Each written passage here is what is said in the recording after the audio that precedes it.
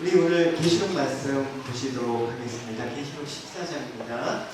우리 같이 교독하기로 하겠습니다. 또 내가 보니 흰 구름이 있고 구름 위에 인자 같은 이가 앉으셨는데 그 머리에는 금 연류가 있고 그 손에는 예리한 낯을 가졌더라. 또 다른 천사가 성전으로부터 나와 그 위에 앉은 이를 향하여 음성으로 외쳐이르되 당신의 낯을 들어 보소서. 땅의 곡식이 다 익어 때가 이르렀으니라. 구름 위에 앉으신 이가 낯을 땅에 휘두르매 땅의 곡식이 거두어지니라. 또 다른 천사가 하늘에 있는 성전에서 나올 때 역시 예리한 낯을 가졌더라. 또 불을 다스리는 다른 천사가 제단으로부터 나와 예리한 낯을 가진 자를 향하여 큰 음성으로 불러 이르되 내 예리한 낯을 휘둘러 땅에 포도송이를 거두라. 그 포도가 익었느니라 하더라.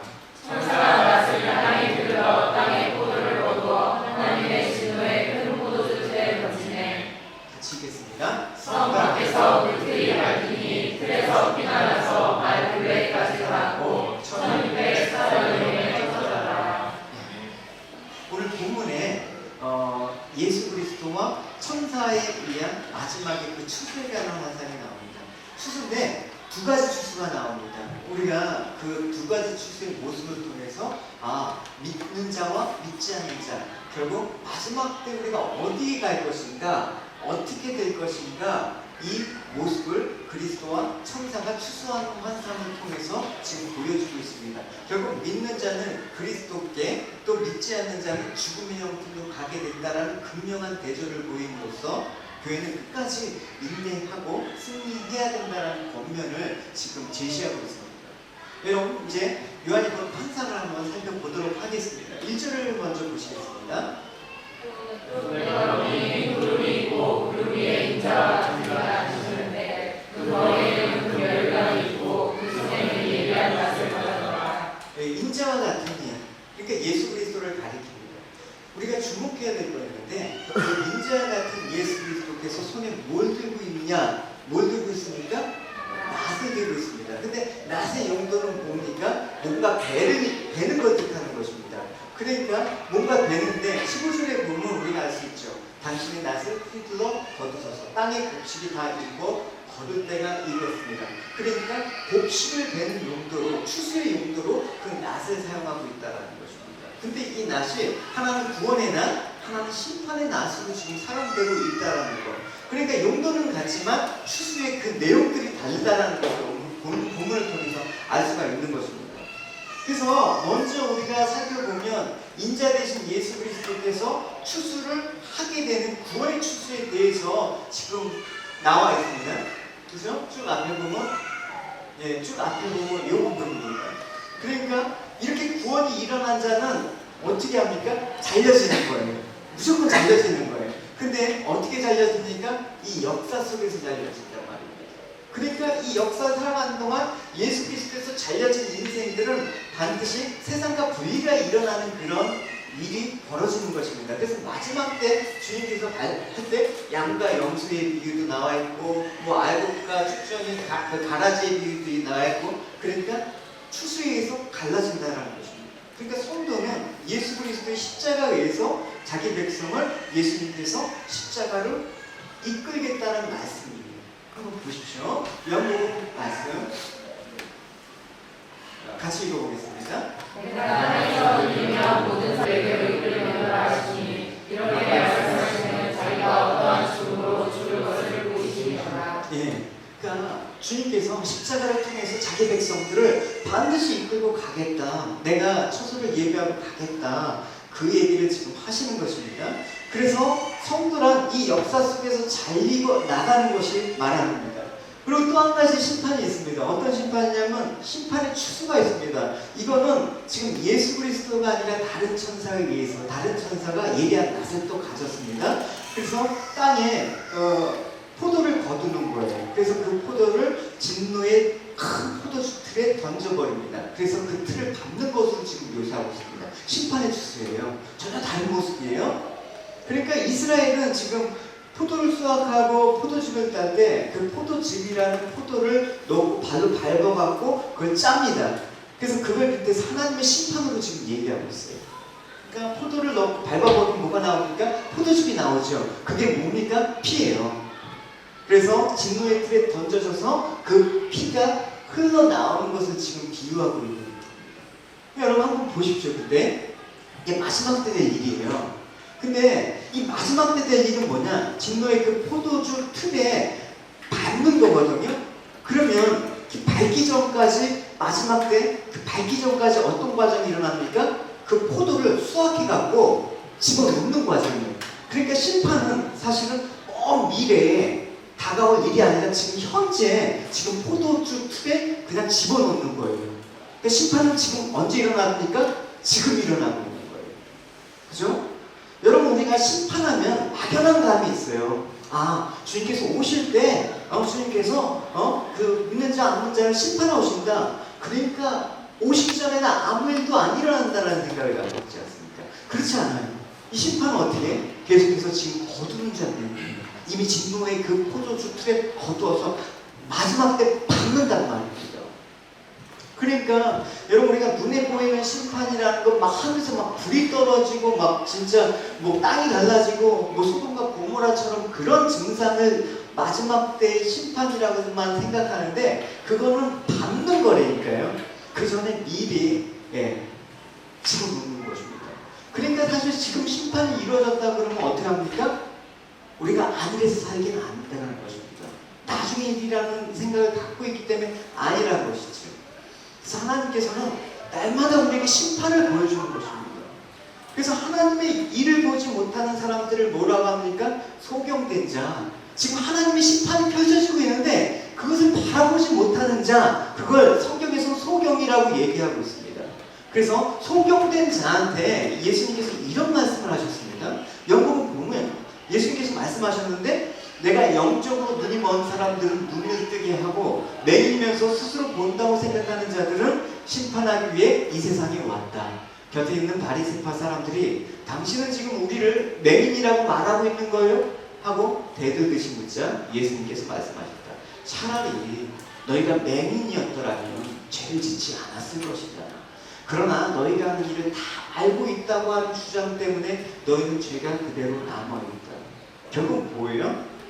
우리는 이 땅에 태어났을 때 죄인이라고 하잖아요. 그 말은 뭐냐? 맹인이다라는 거예요. 그래서 예수님께서 오셨을 때 공생애 때 눈먼 자를 고치시고 귀먹은 자를 듣게 하시는 그 사역을 하셨죠.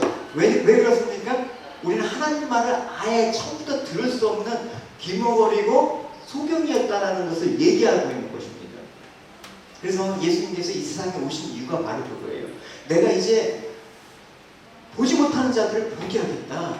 듣지 못하는 자를 듣게 하겠다. 그래서 마지막 때 내 말을 보고 듣는 자, 지키는 자는 구원의 추수로 끝까지 듣지 못한 소경과 기머거리는 어떻게 한다? 진노의 포도주에 그 심판을 당할 것이다. 그 얘기를 하고 있는 것입니다.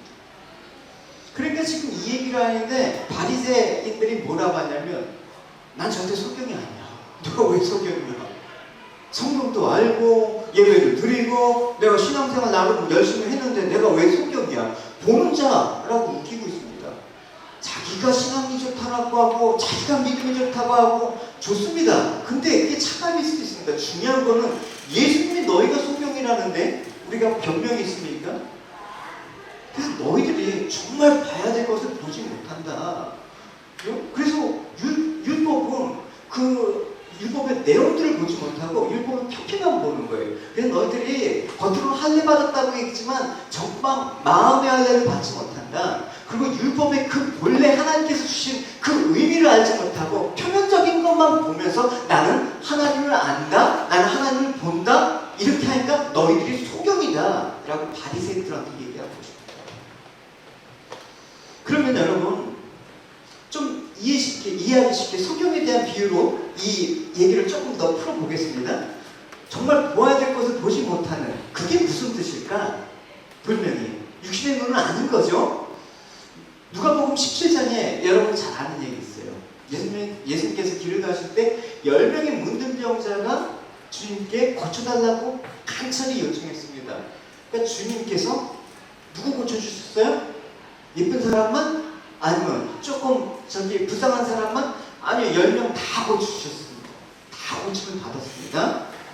근데 고침을 받았는데 문제가 있어요. 그래서 제사장한테 보이고 그렇게 돌아가라 했는데 돌아가다가 한 명만 주님께 되돌아왔단 말입니다. 그러면서 주님께서 말하는 거죠. 10명 다 고쳐줬는데 왜 하나님께 영광을 돌리는 사람은 너밖에 없느냐? 그 얘기를 하고 있는 것입니다. 그러고 하신 말이 뭐냐? 너 믿음이 너를 구원했다. 여러분, 이 지금 내러티브는 여러분 단지 우리가 오해를 많이 하고 있는 이야기인데 예수님께 감사해야 된다는 걸 가르치는 내용이 아니에요. 그래서 감사하면 살자, 이 포커스가 아니란 말입니다. 이 포커스는 뭐냐? 10명이 다 문둥병을 고침을 받았다는 거예요. 그러니까 하나님의 은혜는 다 동일하게 주어졌다는 거예요. 누구 하나 차별 없이 주어졌다는 것입니다. 그러나 그 동일하게 주어진 10명의 은혜 가운데 그 은혜를 정말 자각한 사람은 한 명밖에 없다. 구원을 받은 사람은 한 명밖에 없다라는 거예요, 여러분. 생각해 보십시오. 이걸 이렇게 해석하면 안 되죠, 물론. 그러니까 믿는 자, 교회 다니는 사람 중에 10분의 1만 구원을 받는다. 그만큼 어려운 일이기도 해요. 근데 결국 문둥병의 고침이라는 엄청난 은혜가 여러분 한 명에게만 주어진 게 아니라, 구원받은 자 한 명에게만 주어진 게 아니라 9명에게도 주어졌다는 사실을 여러분 심각하게 생각을 해야 됩니다. 여러분, 우리가 이런 생각을 보통 갖고 있어요. 우리가 성경을 읽을 때 문둥병자가 고침을 받았다. 이거는 구원받은 자이기 때문에, 하나님께서 저 사람을 구원하시기로 작정되어 있는 사람이기 때문에 저 사람은 믿음이 있기 때문에 병을 고침을 받았다라고 생각을 합니다. 이 병 고침을 받는 것 자체가 하나님의 구원과 관련해 있다. 그건 아니에요, 여러분. 그렇죠? 그럼 믿지 않는 자는 그럼 병 고침을 못 받나? 좀 받았잖아요.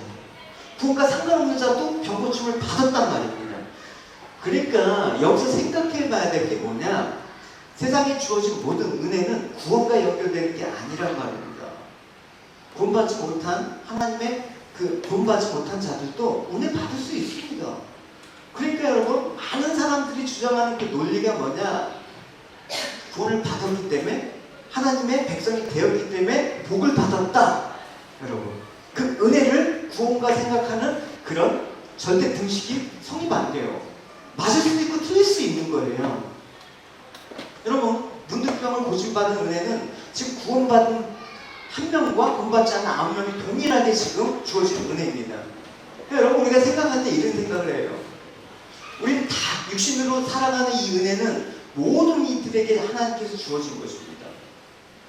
근데 중요한 거 있어요. 모두에게 공평하게 주어진 은혜 가운데 구원받을 자와 구원받지 못할 자의 구분이 뭘로 지금 판별이 되는 거예요? 하나님께 영광을 돌리고 예수께 돌아오는 자와 예수께 돌아오지 않는 자, 그걸로 판단되는 거예요. 은혜는 동일하게 받았지만. 그 포커스란 말입니다. 우리가 맨날 왜 하나님께 주님께 돌아가자, 주님께 회개하자, 주님께 우리의 마음을 드리자, 왜 그런 말을 합니까? 은혜 받은 자만 그렇단 말입니다. 그러니까 육신을 가지고 이 세상을 살아가는 건 똑같지만 누가 그 속에서 자기에게 주어진 것을 가지고 하나님께 영광을 돌리며 예수님께 돌아오는가? 여러분에게 주어진 것들이 많이 있잖아요. 누가 그걸 갖고 하나님께 돌아오고 예수님께 돌아오는가? 그거에 따라 다르는 거예요, 여러분. 이 땅에 일반 은총이라는 게 있습니다. 그러니까 세상 사람들은 이 은혜를, 하나님께서 주신 은혜를 보지 못하는 거예요. 내가 잘해서, 운이 좋아서, 환경이 좋아서 이렇게 보지 못하고 살아가는 걸 뭐라고 합니까? 소경이라고 얘기해요. 보지 못하는 거죠. 오늘도 내가 살아가는 이 매 순간순간마다 은혜를 보지 못하는 거예요. 은혜로 살고 있는 게 내 은혜가 보이지 않는다. 그렇다면 하나님 백성이 아닌 자에게도 세상을 살아가는 은혜가 주어지는 이유가 있어요. 왜 줍니까? 바로 심판자임을 드러내는 거예요.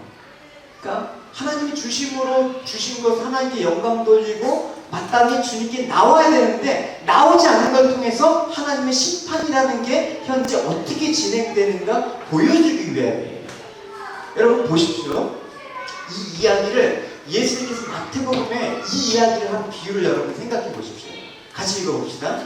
하나님은 악한 사람에게나 선한 사람에게나 똑같이 뜻을 주셔주고 옳은 사람에게나 옳지 않은 사람에게나 똑같이 길을 내려주십니다. 똑같이 주세요. 들려? 이게 일반 은총이라고 얘기해요. 그러니까 햇빛도 주시고 비도 주시는데 착한 사람이나 악한 사람한테 동일하게 주시는 거예요. 그러니까 문득 설명하게 동일하게 은혜를 주시는 것처럼 말입니다. 그럼 여기서 한번 생각해 보자고요. 농사 짓는 분들은 비에 따라서 삶의 질이 달라져요. 지금 엄청 호주 농부들이 지금 고통을 받고 있단 말입니다. 근데 만약에 농부가 하나님을 아는 구원받은 백성이라면 비가 내리는 것을 보고 어떻게 생각하겠습니까? 당연히 내가 지금 농사 짓고 있지만 이 모든 열매를 맺게 하신 분은 하나님이십니다. 나는 하나님의 힘으로 살아가는 거지 하면서 하나님의 은혜를 생각한단 말입니다. 근데 믿지 않는 농부는 어떻게 합니까? 자연현상으로만 생각하는 거예요. 그러니까 이 열매 맺는 것도 결국 내가 노력해서 내가 열심히 일한 결과물이지, 이들이 뭐다? 소경이라는 거예요. 이들이 바로 심판의 추수를 받는 자라는 거예요.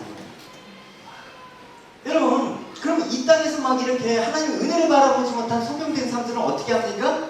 하늘에 쌓아두지 못하는 거예요. 나의 시간, 나의 어떤 재정, 나의 건강, 이런 것들 하늘로 쌓아두지 못하고 어디다 쌓아요? 땅에다 쌓아놓는 거예요. 그 땅에다 쌓아두는 사람은 예수님께서 뭐라고 얘기하셨습니까? 어리석은 부자. 그 얘기예요.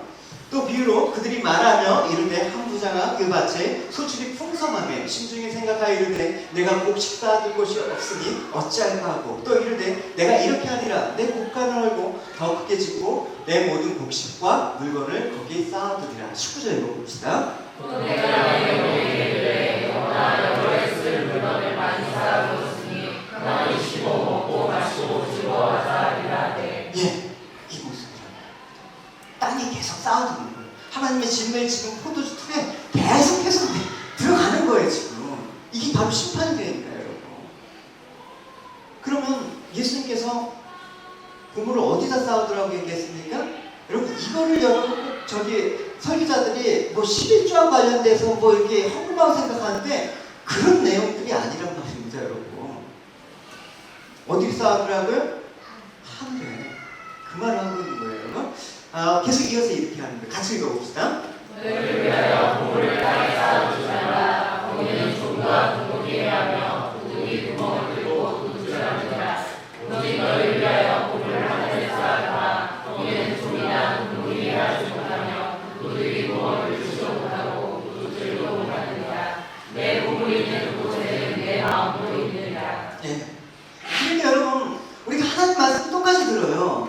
하나님 은혜를 받아요, 여러분. 말씀 들으면 나름 은혜를 다 받잖아요, 여러분. 그죠? 나름 은혜를 받는데 그 말씀과 은혜를 어떻게 하늘로 보물로 인지할 수 있느냐, 하늘의 양식으로 쌓아가는 사람이 되느냐 안 되느냐, 그건 어디에 달려 있을까요? 그래서 예수님께서 뭘 비유하냐면 눈이 온전해야 된다라고 얘기하고 있어요. 그죠? 라오디게아 교회에서 너희들이 지금 안약을 사서 눈을 발견하는 그 내용도 여러분 읽어봤을 겁니다. 눈이 온전해야지만 제대로 본다는 것입니다. 나 장면 아닌데? 나 보는데? 이게 바리새인이에요. 그래서 예수님이 눈과 관련해서 어떤 말을 했습니까? 바로 몸하고 관련되어 있는 거예요. 몸은 뭐예요, 여러분? 교회에 그 얘기하잖아요. 우리 몸이 성전이니까 눈이 온전해야 된다. 이걸 말하는 거예요. 같이 읽어봅시다. 눈은 몸의 누구이다. 그러므로 내 눈이 깨끗하면 내 온몸이 밝을 것이고 내 눈이 악한 생각과 욕망으로 흐려지면 너는 심한 어둠 속에서 헤매게 될 것이다. 그 어둠을 없이 그가 말하리라. 네. 여러분, 사람의 감각 오감이라고 했죠. 5가지. 근데 이 오감 중에서 중요한 게 어떤 감각이에요? 보는 거 같고 듣는 거. 이게 아주 중요한 겁니다. 근데 여러분 생각해 보십시오. 정말 눈 감고 여러분, 귀 막고 여러분 1시간만 있어봐요. 답답해서 죽을 거예요. 우리 그 당사자의 심정을 알지 못하지만 너무 힘들 거예요. 근데 이게 보고 내가 듣다가 그렇게 장애를 겪어하고 그런 사람 보는데 처음부터 태어난 사람은 그 답답함을 몰라요. 그냥 처음부터 그런 줄 알기 때문에 그런 심정을 모른단 말입니다. 바로 인간이 바로 그렇다. 우린 처음부터 죽은 자였어요. 처음부터 처음부터 장님과 기머거리로 태어났기 때문에 하나님 말씀을 들어도 몰라요. 답답한 게 없어요. 네? 우리가 죄사 사망이라는데 너 왜 죽어? 모르는 거예요. 그게 바로 이 얘기예요. 요한복음 말씀이 오셨는데도 사람들이 알지 못했다 이 얘기합니다. 그런 태초에 하나님과 함께 계셨고 만물이 그로 말미암아 증거되었으니 지은 것이 하나도 그가 없이는 된 것이 없느니라. 그 안에 생명이 있었으니 이 생명은 사람들의 빛이라. 빛이 어둠에 비추되 어둠이 깨닫지 못하더라. 9절 10절 읽어봅시다. 사람들이 곧 세상에 와서 각 사람에게 비치는 빛이 있었나니 그가 세상에 계셨으며 세상이 그로 말미암아 죄받았으되 세상이 그를 알지 못하였고. 여러분 태어나서부터 여러분 하나님을 안다라는 건 불가능합니다. 주님께서 오셔서 눈을 뜨게 하고 귀를 열어주셔야만 합니다. 그러니까 인간은 태어날 때부터 영적인 소경과 기머거리였습니다. 그걸 뭐라고 얘기하고 있냐면 너희들이 죄와 사망 가운데 그죠? 죄와 허물로 죽었다. 그 죄와 사망의 그 왕노릇하는 자에게 사로잡혀 죽였다라는 거예요. 헤어날 수가 없는 것입니다. 그래서 예수님께서 어떻게 강한 자로 오셔갖고 그 결과를 풀어주셔야지만 되는 것입니다. 그러니까 예수님께서 처음에 하나님 나라의 복음을 전파하는데 알아듣지도 못하는 것입니다. 바리새인들은 율법은 알았죠. 율법의 의미는 더 표면적인 의미만 알았기 때문에 내가 왜 장님이냐 하면서 대적을 한 것이죠. 이게 영적인 기머거리와 순경인 상태입니다. 이런 자들은 여러분 아까 어떻게 한다? 땅에 쌓아둔다고 얘기했죠. 그죠? 왜? 죄와 사망의 권세 잡힌 자에게 사로잡혔으니까.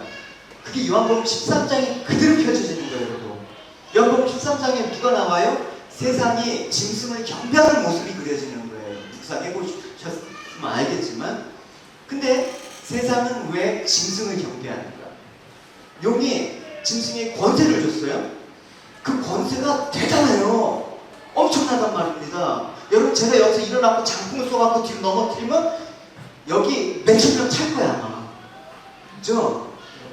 제가 손을 하자마자 막 그냥 병이 치유되면 난리가 날 거예요. 근데 지금 마지막 때에 용이 짐승에게 권세를 줘서 그 일들을 한다라고 얘기를 하고 있어요. 그러니까 사람들이 짐승을 경배하는 거지. 결국 뭐냐 이게 이 세대의 정신이란 말입니다. 이 세상이 추구하고 원하는 것이 무엇인가를 보여주는 거. 그게 종교가 될 수 있단 말입니다. 그 능력 있고 힘 있는 존재로 사는 것. 내가 강자로 이 땅에서 좀 승리하는 모습. 그래서 교회에서 제일 많은 기도 중에 하나가 머리가 될지언정 꼬리가 되지 않도록 해주십시오. 이 머리 되게 좋아한단 말입니다. 주님께서 인자가 머리 들 것이 없다라고 하는데 주님께서 인자가 머리 들 것이 없다라는 주님을 왕으로 인정하지 않는데 계속 내가 머리가 되겠다라고 그 기도를 하니까 여러분 그 기도가 여러분 옳은 기도입니까? 잘못된 기도입니다. 이걸 원하는 게 세상이기 때문에 짐승이라는 존재를 숭배하게 되는 거예요. 여러분. 보십시오. 내가 본 짐승은 표범과 같고 그 발은 곰의 발과 같고 그 입은 사자의 입 같은데 용이 자기의 능력과 보좌와 큰 권세를 그에게 주었더라. 그의 머리가 상하여 하나가 상하여 죽게 된 것 같더니 그 죽게 되었던 상처가 나음에 온 땅이 놀랍게 여고 짐승을 따르더라. 대단한 것입니다. 죽게 되었던 상처가 나왔다. 힘이 있다라는 것입니다. 결국 세상을 믿고 따르고 의지하고 경배하는 것은 뭐다? 힘 있는 뭔가를 숭배하는 신비한 기적 같은 거. 그러니까 바리새인들이 성경된 자라고 얘기하지 않습니까? 그래서 주님께 물어보는 거예요. 너 하나님의 아들이라고? 뭘 보여라? 표적을 보여봐. 그럼 내가 믿어줄게. 이 얘기를 하고 있다고. 짐승을 숭배하게 되는 것입니다. 이게 세상이에요, 여러분. 그러니까 평범한 거, 힘으로 보이지 않는 거, 강한 것으로 여겨지지 않는 것들을 인정하고 받아들이지 않아요. 그래서 여러분, 이단 신천지 같은데 이단에 빠진 사람들 보면 다 이런 거, 뭔가 특별한, 성경은 아주 특별하게 해석하거든요. 걔네들은 아주 특별하게 생전 듣지도 못한 아주 신비한 것들, 비유풀이 이런 것들, 짐승을 숭배하는 거예요. 복음의 진리가 여러분 특별하고 그러니까 복음의 진리 너무나 슬프요, 여러분. 존 스토트 목사님의 제자들을 읽어보시면 아실 겁니다. 그래서 그 짐승이 뭐라고 하냐면 그 다음부터 하나님을 모독하는 거예요. 내가 믿는다고 잘 된 게 뭐냐. 하나님 믿는 사람들은 모독하는 거예요. 이어서 나오는 구절이 바로 이거예요. 같이 읽어봅시다. 짐승이 그러려 하나님을 하여 평안하게 그의 이름과 그의 장막 곧 하늘에 사는 자를 비방하더라. 예, 비방하는 거죠. 야, 하나님 믿는 사람이 뭐 그러냐. 모독하는 말을 합니다. 그러니까 결국 그 얘기는 뭐냐. 하나님을 경배해야 되는데 그 경배의 대상을 자기로 바꿔버리는 거예요. 나를 경배하라. 내가 너무 원하는 거 줄게. 그 사단이 예수님에게 시험한 게 바로 이거예요. 예수 믿는 틀려고 해서 이 사단이 마녀도 그를 데리고 지극히 높은 그 산으로 가서 천하 만국과 그 영광을 보고 이르되 만일 내가 엎드려 경배하면 내게 엎드려 경배하면 이 모든 것을 내게 주리라. 짐승을 숭배하라는 거예요. 이 예수님께서 말씀하시되 사단아 물러가라. 기록되었으되 주 너희 하나님께 경배하고 다만 그를 섬기라. 다만 주님만 하나님만. 사단은 하나님을 경배하라고 섬기는 것을 반역한 존재 아닙니까? 내가 하나님과 비기리라. 그 반역을 누구한테? 인간에게 하라고 부추깁니다. 너 하나님 그렇게 반역하고 나를 섬기면 원하는 거 줄게. 너 하나님같이 된다고? 그거 하와 유혹한 거 아니에요? 너 선악과 그거 모르잖아? 하나님같이 돼. 이게 바로 사단이 하나님만 경배를 받으셔야 될 그것들을 가르치는 것입니다. 그래서 보십시오. 이런 사람들은 심판의 주세부터 진노의 포도주 틀에 해갖고 나중에 밟혀갖고 그렇게 심판을 받게 되는 것입니다. 그래서 이렇게 얘기해요.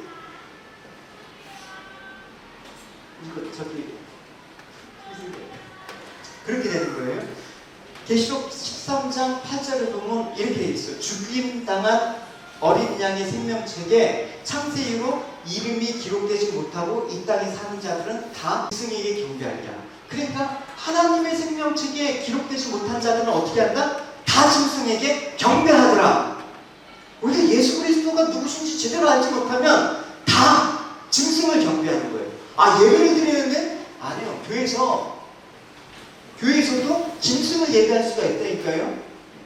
그게 좀 만몬의지인가 물질주의인가 이 세대주의인가 다원주의가 교회 안에 여러분 이제 편만하게 지금 보편적으로 퍼져 있단 말입니다. 여러분 목회자의 설교를 들어도 그게 별로 부담감이 안 들게 잘 들려요. 여러분 잘 구별을 하셔야 돼요. 이 세상의 현실이 뭐냐? 세상 모든 인간들이 짐승에게 경배하는 것입니다. 그래서 예수님께서 그 말을 하신 거예요. 아까 그 비유로 마태복음 6장에 눈을 몸의 등불로 비유했잖아요. 그래서 너가 눈이 성하면 온몸이 밝을 것이고 눈이 나쁘면 온몸이 어둡게 되고 더 어둡게 된다. 그 눈의 비유를 한 다음 바로 이어서 24절에 두 주인 얘기가 그래서 나옵니다. 눈이 성하지 못하면 짐승을 숭배하면 이 두 주인이 나오는데 너는 틀림없이 한 주인을 선택할 것이다. 이 마지막 때 다시 읽어봅시다. 사람이 그 주인을 섬기지 못할 것이니 고기를 미워하고 저를 사랑하거나 고기를 중히 여기고 저를 정히 여기리라. 너희가 하나님과 주를 겸하여 섬기지 못하느니라. 두 가지입니다. 너 짐승에게 경배할 거냐? 하나님께 경배할 거냐? 마지막 때는. 그래서 죽임당한 생명책에 기록된 자는 사단을 경배하지 않고 힘으로 살아가지 않고 힘을 추구하는 자로 살지 않게 되는 것입니다. 이것이 생명책에 기록된 하나님의 백성, 예수의 증거를 가진 증인이란 말입니다. 이 증인이라는 이 말거는 순교자, 그러니까 순교자 그 얘기예요. 목숨과 관련되어 있는 거예요. 여러분, 그래서 이들이 바로 사단과 싸우게 되는데 이 싸움이 어떤 모습으로 펼쳐지는지 여러분 한번 보십시오. 같이 읽어봅시다. 누구든지 그가 이루는 불자다 사로잡힐 자는 사로잡혀갈 것이요 칼에 죽을 자는 마땅히 칼에 죽을 것이니 성도들의 인내와 믿음이 여기 있느니라. 여러분 누구든지 귀가 있거든 들어라. 이 말은 뭐예요? 귀가 열리지 않는 자는 들을 수가 없다는 거예요. 아무리 진리의 말이 선포돼도 들을 수가 없다는 거예요. 귀가 열린 자, 곧 하나님의 구원의 추수로 예비된 자, 성령을 받은 자, 하나님의 백성 된 자들만이 오늘도 말씀을 듣고 보고 이해가 되어지고 깨달아지고 말씀대로 살아지려고 하는 그런 방향성을 추구하게 돼 있다는 거예요. 어떻게 산다는 겁니까? 하나님께서 어떻게 사로잡힐 것이고 칼에 죽고 마땅히 칼에 죽는 모습으로요, 이 땅에서. 이게 신앙과 짐승을 상대하는 거예요. 예수님께서 이렇게 사셨습니다. 예수님 잡으러 왔을 때 그냥 잡히셨죠. 죽으실 때 정하셨습니까? 그냥 죽으셨죠. 이게 이기는 거라고 얘기하고 있습니다. 이 세상 사람들은 다 힘을 경배합니다. 그리고 고개 숙이고 굴복합니다. 그런 세상은 마지막 날에 어떻게 될 것인지 천사의 낯으로 심판의 추수를 당하게 된다는 오늘 이 추수의 비유를 여러분 잘 새기셔야 되는 것입니다. 이 추수의 비유 속에서 어떻게 됩니까? 10절입니다. 20절입니다. 성막에서 불틀이 밝으니 그래서 피가 나서 마이블레까지 닿았고 1600 스타디온에 퍼졌더라. 그 피가 1600 스타디온에 퍼졌다라고 얘기하고 있습니다. 예, 단임 설명 안 해드릴게요. 근데 심판의 범위가 저 우주적으로 광범위하다라는 거예요. 그때는 피할 수 없는 거예요. 지금은 부분적으로 일어나기 때문에 진노의 포도송이를 걷고 있지만 아직 내가 진노의 포도송이였는데 은혜로 하나님 앞에 나오게 되면 하나님께서 그 진노를 거두신다는 것입니다. 그래서 지금은 구원받을 때고 지금은 은혜의 때라는 것입니다. 그래서 지금 이 진노의 포도주 틀에 담긴 무르익은 포도가 여러분 밟히는데 어디서 밟히냐? 중요합니다. 어디서 밟힙니까? 성 밖에서 밟히는 거예요. 성 밖에서. 성 안에서 안 하죠. 그 성은 어디입니까? 우리가 거하게 된 새 예루살렘, 새 하늘과 새 땅, 어린 양과 함께 신부로 서게 되는 그 아름다운 거룩한 산 시온을 뜻하는 것입니다. 그래서 성 밖에 있는 자는 마지막 날 그 성 안에 들어있지 않는 그 성 밖에 있는 자는 다 진노의 포도주 틀에 밟혀갖고 이 피가 1600 스타디온에 그러니까 온 피의 강물이 될 만큼 피가 그렇게 흘러서 심판의 저주를 받는다. 끔찍한 모습입니다. 근데 여러분 생각해 봅시다. 그럼 나는 성 밖에서 지금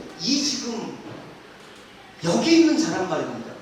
근데 우리가 어떻게 주님과 함께 구원을 받은 자라고 여러분 자부할 수가 있겠습니까? 우리도 마찬가지였습니다. 우리도 성 밖에서 이 진노의 틀에 밟혀갖고 죽어야 될 존재였습니다. 근데 누가 성 밖에서 예수님께서 그 저주의 그 포도주 틀에 예수님께서 밟히셨단 말입니다. 그래서 저주에 벗어나신 거죠. 히브리서 13장 12절입니다. 같이 읽어봅시다. 그러므로 예수도 자기 피로써 백성을 거룩하게 하려고 성문 밖에서 고난을 받으셨느니라. 중요한 얘기입니다. 성문 밖에서 고난을 받으셨다. 왜? 성문 밖에 누가 있다? 바로 우리들이 있단 말입니다. 그러니까 우리들이 진노의 포도주 틀에 담겨서 피가 튀어서 심판을 받아야 되는데 그 자리에 지금 예수 그리스도께서 대신 피 흘려 죽으셨단 말입니다. 우리가 살이 찢겨갖고 성문 밖에서 버려져야 되는데 예수님께서 살이 찢기셨단 말입니다. 그래서 하나님께서 그 진노의 포도주 틀에서 우리를 자유롭게 하셨습니다. 왜? 예수님께서 대신 성 밖에서 고난을 받으셨기 때문에. 그래서 구원이라는 게 우리에게 이루어진 것입니다. 이게 우리의 노력과 힘으로 가능하다고요? 여러분, 불가능합니다. 그럼 여러분 좋습니다. 이제 여러분 구원받은 백성이라는 고백 좋습니다. 근데 이제 구원받았으니까 어떻게 살아야 됩니까? 그건 또 우리의 실천적인 적용의 문제예요. 구원을 받기 위해서 뭔가 실천하는 게 아니라 이제 우리가 성문 밖에서 고난을 당하신 주님을 덕분에 하나님의 진노의 추수에서 면하게 되었다 그러면 그 다음부터 우리가 어떻게 살 것인가 막상은 듭니까 이제? 아니라게 나는 구원 받았으니까 이제 대충 살아도 이제 하나님께서 이뻐하시지 내 구원은 보장된 거야. 근데 진짜 구원 받은 사람이라면 그렇게 안일하게 안 산다니까요 여러분. 당연한 결과죠. 그 은혜라는 것들이 보이면 막 안 살게 되는 것이죠. 그래서 우리도 어떤 증상이 일어납니까? 성 밖으로 나가는 거예요. 보십시오. 그러니까 우리도 어떻게 성 밖으로 나가자. 예수님 죽으신 곳, 예수님 고난에 동참하자는 얘기예요.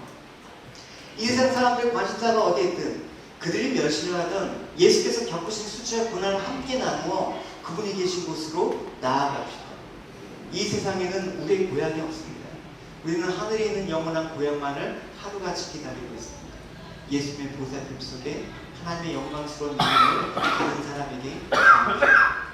그리하여 언제나 찬미의 제사를 하나님께 드립시다. 착한 일을 하고 공택한 사람들과 나누는 일을 잊지 마십시오. 이러한 제물이야말로 하나님을 기쁘게 하시는 것입니다. 할렐루야. 어떻게 하라고요? 예수님의 고난에 동참하는 거예요. 그럼 어떻게 성 밖으로 나가서 주님 죽으신 그 현장에 나도 같이 죽겠습니다. 내가 이제 십자가에 못 박혀 죽었으면 이제 내가 사는 것은 나를 위해서 피 흘리신 주님과 함께 내가 사는 것이다라는 그 고백을 나오는 거예요. 그러니까 주님의 동참을 하면 우리의 욕심과 야망에 따르지 않고 자기를 부인하고 자기 십자가를 들고 예수님께 나아가는 것입니다. 예수님께 나아가는 자가 뭐다? 은혜를 아는 자다. 한 명의 문득병자다. 그 사람이 구원을 받은 자예요.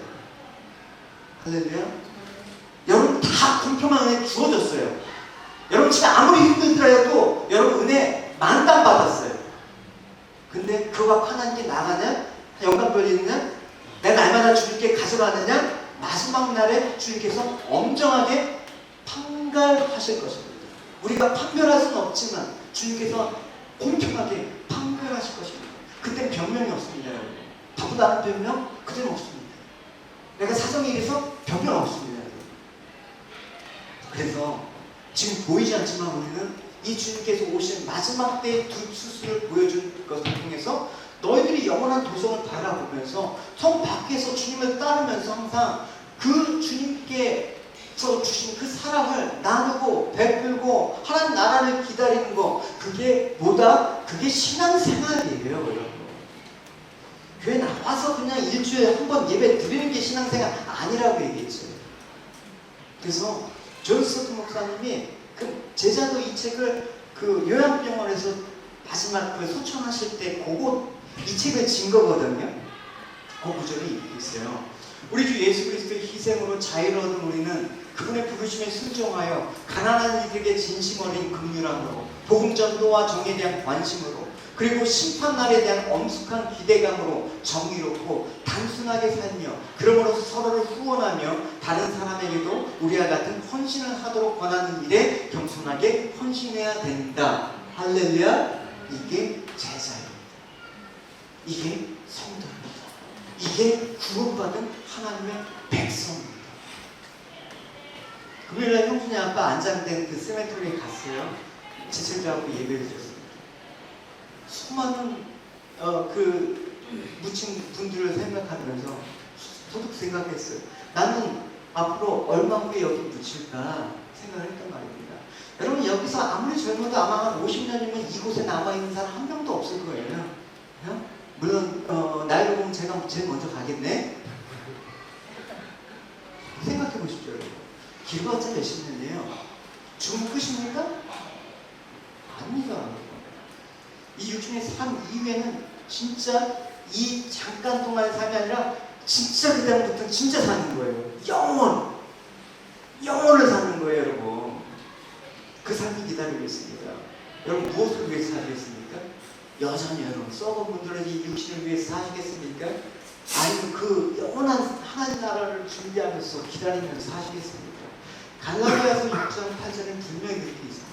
자기 육체를 위해서 심는 자는 육체로부터 썩어진 것을 거두고 성령을 위하여 심는 자는 성령으로부터 영생을 거둡니다. 할렐루야. 이 시간에 여러분 평생 썩어질 것만을 목표로 사시게 되면 반드시 썩어질 것, 영원히 썩게 되는 거예요. 이제 영원히 우리가 살아야 될 준비를 하고 있는 거예요.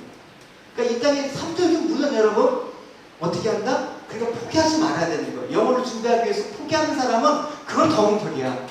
열심히 사셔야죠. 하나님께서 여러분에게 맡기신 가정과 직장 누구보다도 열심히 가꾸시고 성실하게 만들어 가셔야 되는 것입니다. 돈 많이 버셔야 되죠. 여러분 좀 많이 버셔야죠. 명예는 여러분 받으세요. 그 모든 것들이 뭐다? 하나님께서 주신 일반 은총이에요. 여러분 꼭 믿어야지만 받는 거 아니에요. 여러분 그거는 믿어도 받고 안 믿어도 받는 거예요. 아까 설교 전반부에 언급했듯이 선인이든 악이든 햇빛과 비를 주시는 거예요. 근데 그 속에서 성도란 무엇인가 똑같이 돈과 명예가 주어져도 성도는 그거 갖고 주님 앞에 간단 말입니다. 세상 사람들 그거 갖고 내 인생을 즐기며 야 쌓아놓고 이제 인생 즐기자 보상받자 하면서 땅에 쌓으면서 인생을 소비하지만 진짜 하나님께서 물질과 명예를 주셨다 그러면 이건 하나님께서 내게 맡기신 거야. 그러면서 하나님 나라를 준비하면서 복음을 위해서 내 삶들을 헌신하는 모습으로 나오게 된단 말입니다. 그게 반드시 구원받은 자의 표징이에요. 세상 사람들은 힘을 주어졌을 때 자기 것으로 자기가 노력한 것으로 교만이라는 걸 떨어요. 그러니까 갑질을 하죠.